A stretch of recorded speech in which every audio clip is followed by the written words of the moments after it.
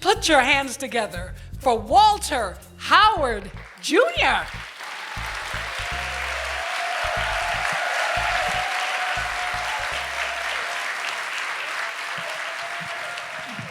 So about 3 weeks ago, I asked my father, I say, Dad, I want to know a little bit more about your upbringing and your formative years and, kind of how you came up. And my father, he's a very private person, and he also speaks with a very regal tone. He says, well, son, I was born in 1953 in Detroit, Michigan, and I grew up in the Black Bottom community between Kirby and St. Antoine, and this was a very impoverished environment, and really not a place that you want to grow up in. And it was the ghetto, son. I'm like, okay. He alluded to the fact that he says that 2 streets over from where he grew up was a club called the Blind Pig. And this is where the 1967 riots started. This was the catalyst of those riots. He said that during this time, his neighborhood was under martial law. And you could be shot for looking out your window or sitting on the porch by the military. Not the police, but the military. So I could see why he would want to kind of guard this a little bit. It wasn't the best time. He didn't have the best influences around him. And he kind of really longed for a family life. And this wasn't the situation to have that in. You fast forward to 1977. And my father is working in a very prominent shoe store. And he's slanging pumps over here. And he's got platforms going over there. And he's wheeling and dealing. He's with a customer, I guess, and all of a sudden, my fine-ass mama walk in.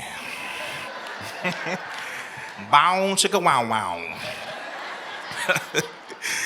So he double takes, and I imagine him having on like a little skinny tie and hit the jerry curl right quick and fluff it up. He walks over to her, and he says, whatever little game he had, I know he had some game, but he says, these are his words, well, son, I got the digits. So I'm like, okay. He calls her up later that day, and they go out on a date. This must have been one great date, because 7 weeks later, they get married. So my dad reaches out, he finds love, and puts a ring on it.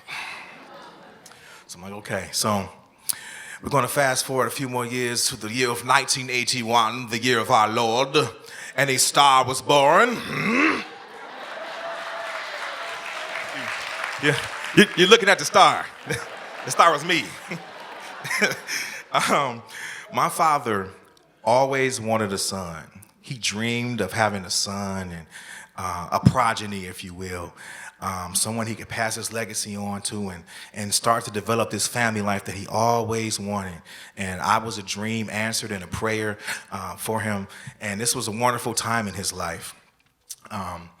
And I'm going to fast forward a few more years, and my father is, right when I started to really have cognitive function, this is what I remember about my dad.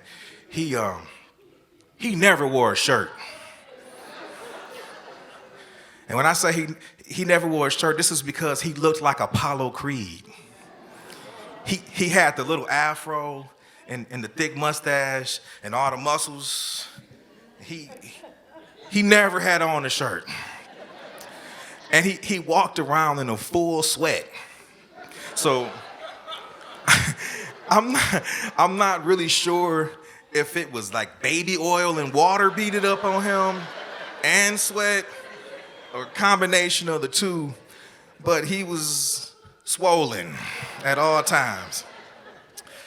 And my job was to be the water boy for my dad. I used to watch my father. He would run from Lasher. Now, it's Lasher if you're from that neighborhood, but some people say Lasser, but it's Lasher if you're from over there. I'd watch him run from 8 Mile and Lasser to Troy, Michigan. Straight up Lasher.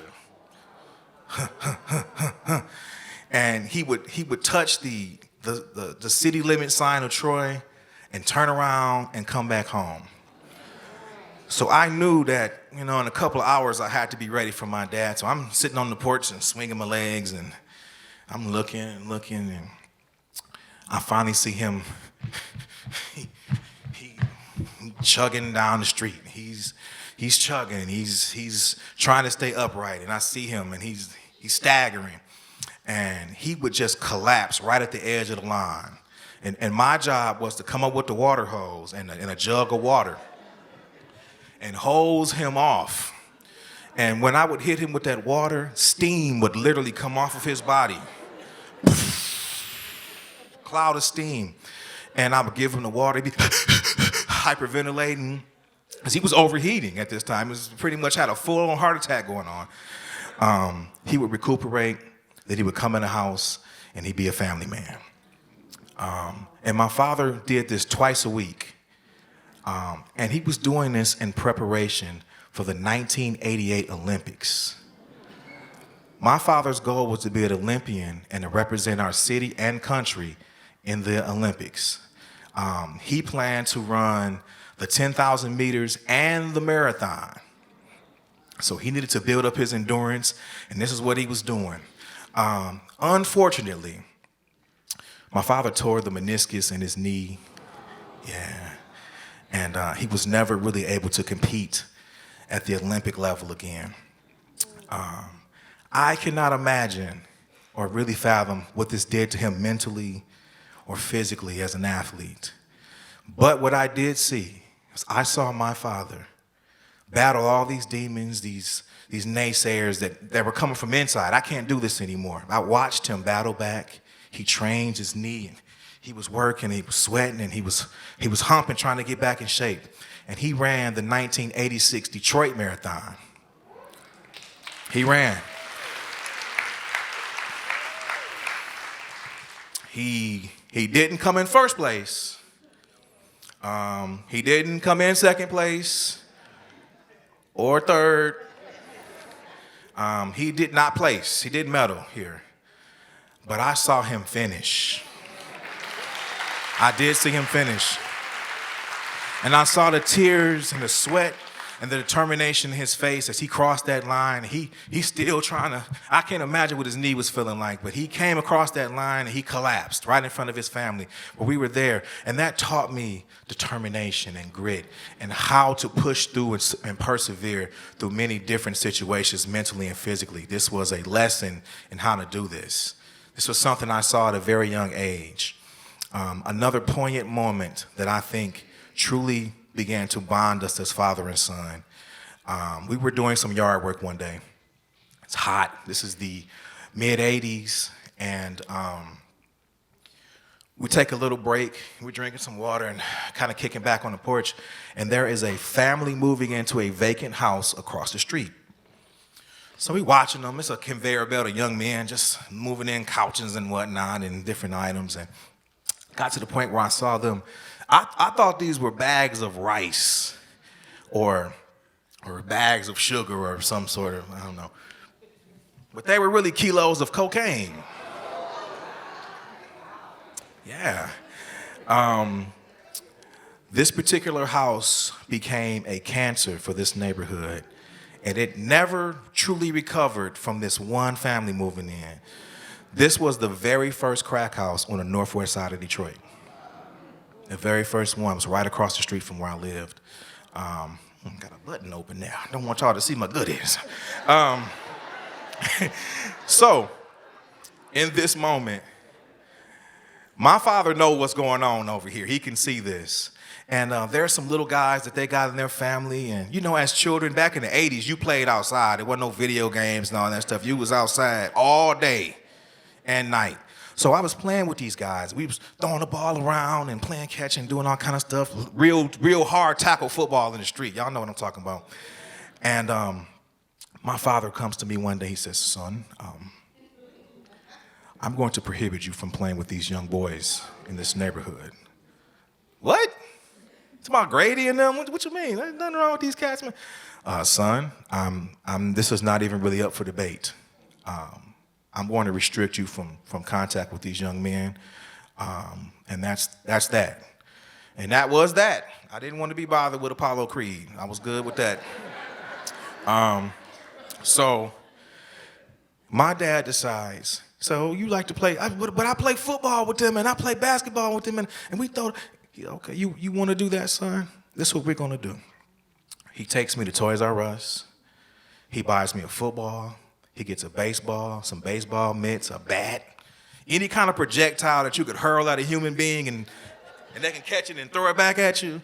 We got it. And my father took this time to tunnel vision our relationship and isolate us from all other distractions going on in that neighborhood. And all we did was play catch.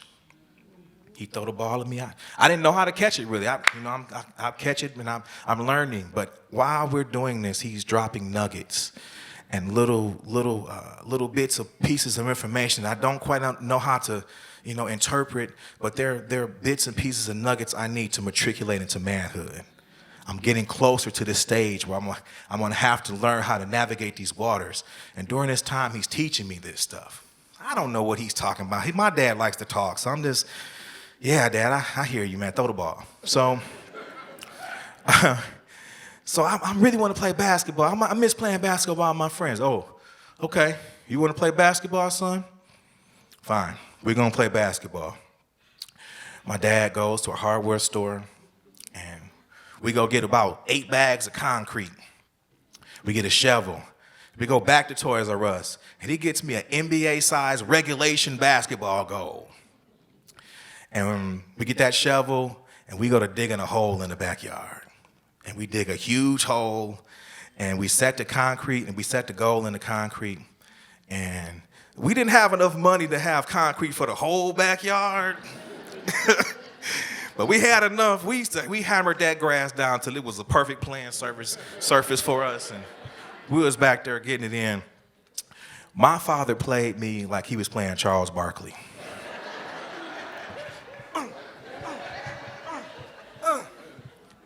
He had a beautiful, fluid game. He was an athlete, so he didn't get tired. And I'm talking about he could shoot. He was beautiful. He was nice back there. But he played me like his life depended on it. He was a bad boy. He was like, Rick Mahorn almost. It was bad. But we played these games. He would be teaching me lessons then. These lessons were how to survive in the street if you needed to, or how to be tough. But he never let me win. Never. So the first time I ever beat my dad, we covered in cuts and bruises and hay and all kind of stuff, man. It's be sweaty. It's in the backyard.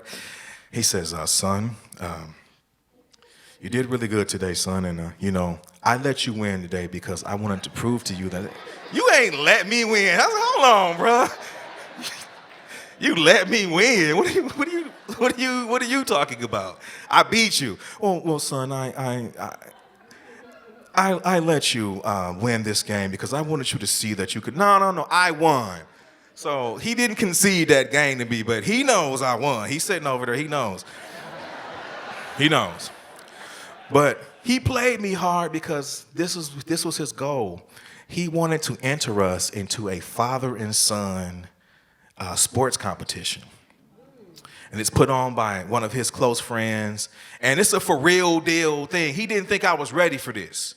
Because these father and son duels are serious. They come in to win.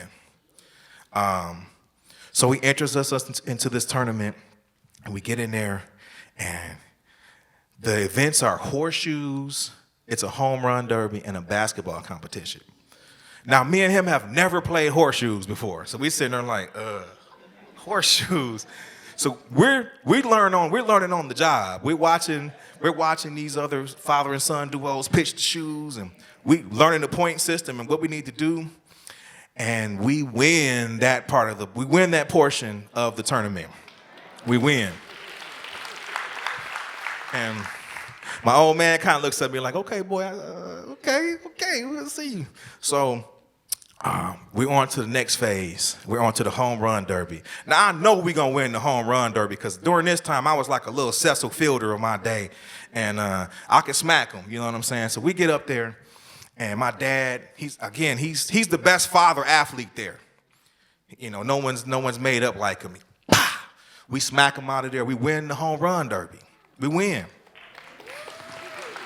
So, you know, he's doing a good job to keep us humble, son. We got another way to go. We got one more competition, and you know, I need you to focus here because this is the one here. So we get to the final competition. It's the basketball competition, and it's tough. It's grueling. This is 1993, and the summer sun is beating. It's hot, and it's probably about 3 o'clock in the afternoon. So it's up there.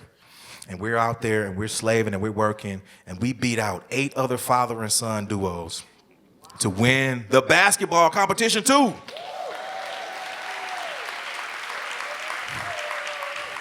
We win the whole damn thing, right? So we're on stage, and I'm standing up there, and I'm feeling good because we got all the trophies in our hand. We standing up there. I'm up here like this with the trophies. And the proprietors of this event, his son, this got to him because he walks over to me from this side of the stage right here. He walks over and he snatches the basketball trophy out of my hand, the first place trophy, and hands me the second place trophy. And in front of everybody, he tells me, well, y'all can't win everything. This is me and my father's event. And, you know, you can take this trophy because, you know, we won. We actually really did win the competition. Y'all can't win everything. Again, now, I'm thinking to myself, this is the time to punch this guy. You're not finna snatch nothing from me. I won. We did this on stage. My father says, son, and I don't hear nobody else talking at this time. He says, son, you see all these other fathers and sons out here? You beat each and every one of them. You won fair and square. They know it, and you know it, and they know it. You won. My father he still does this. He goes out of his way to call me a champion. He says, son, you were a champion on this day, son. You're the champ. This trophy means absolutely nothing. The hearts of these men and boys out here, they know who won. They know who did this. You won today, son. You won fair and square, and you played with heart and fervor. This is all that you needed to be a champion today. So I let my man have his little funky trophy or whatever. We walked home with the rest of the belts, and that was that. And I'm going to get on to the coolest thing I think my dad has ever done. My father is without question the greatest James Brown tribute artist ever. I don't care who you got. If you don't got James, you ain't got Dallas Black. This is James, this is my dad. I don't know how, but it is what it is. So my father's not a professional entertainer. He doesn't gig around town like I do, or he doesn't work in a musical capacity. But what he did, he pushed his fear aside and whatever misconceptions he might have about his talent level, and he applied and auditioned for Apollo in 1995. And we didn't hear nothing about it for a little while, and they said, hey, brother, you made it. You're going to be on Apollo. So he made it to Apollo. And yeah, that was cool. So we take a family trip. We had a Geostorm. Y'all remember those? A little Geostorm. It's a small car. We was in there though. And we were listening to, we had a couple tapes we listened to the whole time. And we drive to New York. We pull up at New York. And when we get to Apollo, it's like 6 o'clock in the morning.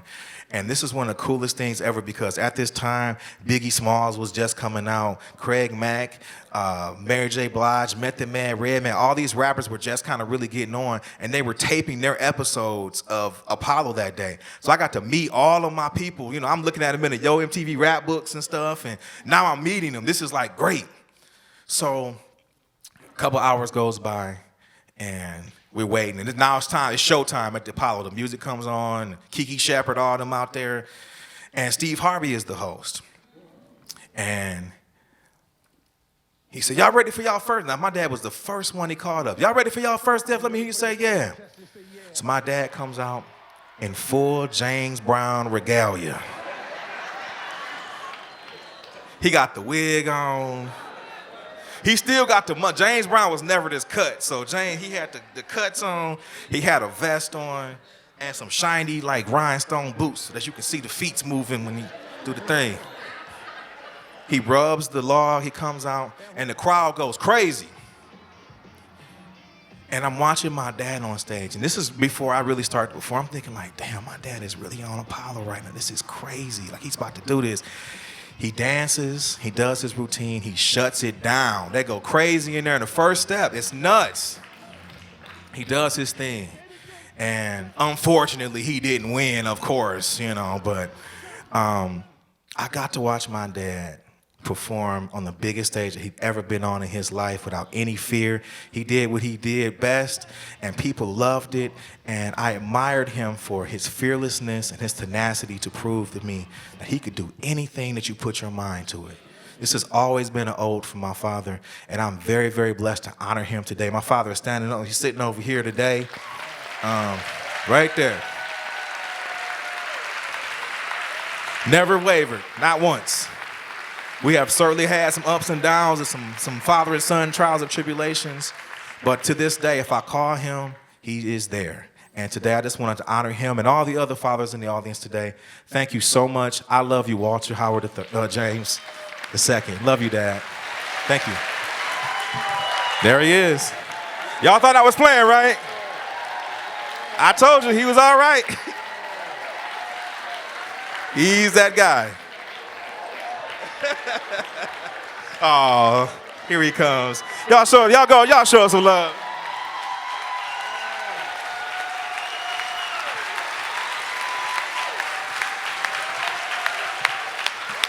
Walter Howard. Walter Dallas Black Howard.